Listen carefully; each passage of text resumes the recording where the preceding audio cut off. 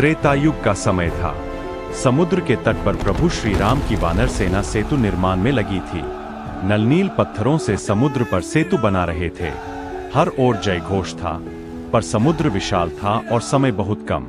वानरों में चर्चा होने लगी, इतने छोटे पत्थरों से यह कार्य कब पूरा होगा? यदि बड़े पर्वत मिल जाए तो काम शीघ्र हो जाए।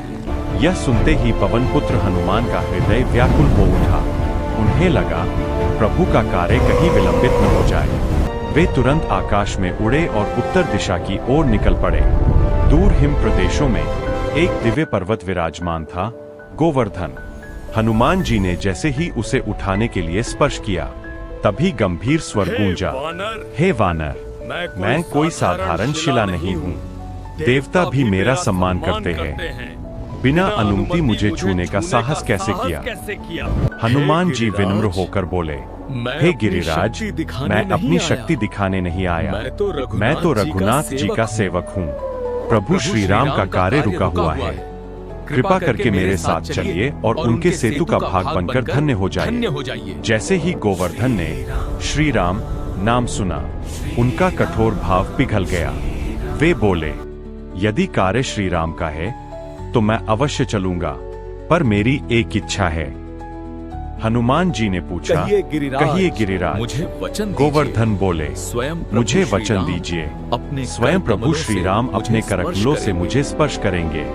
हनुमान जी मुस्कुराए, मैं वचन देता हूँ। हनुमान जी उन्हें अपनी हथेली पर उठाकर दक्षिण दिशा की ओर उड़ चले, पर मार्ग में अचानक संदेश मिला, सेतु बंध चुका है, अब किसी पर्वत की आवश्यकता नहीं। हनुमान जी ठिठक गए। एक ओर प्रभु का कार्य पूर्ण हो चुका था, दूसरी ओर दिया हुआ वचन था। विवश होकर उन्होंने गोवर्धन को ब्रज भूमि पर धीरे से स्थापित कर दिया।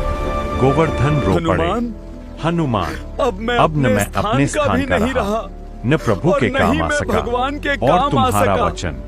हनुमान जी की आंखें नम हो गईं। फिर उन्होंने भविष्यवाणी की, द्वापर युग में यही श्री राम श्री कृष्ण बनकर आएंगे। तब वे केवल तुम्हें छुएंगे नहीं, तुम्हें अपनी उंगली पर 7 दिन तक उठाकर रखेंगे। संसार तुम्हें गिरिराज महाराज कहकर पूजेगा।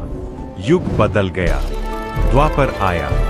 इंद्र के क्रोध से जब ब्रज में प्रलयंकारी वर्षा होने लगी, तब नन्हे कान्हा ने उसी गोवर्धन पर्वत को अपनी उंगली पर उठा लिया।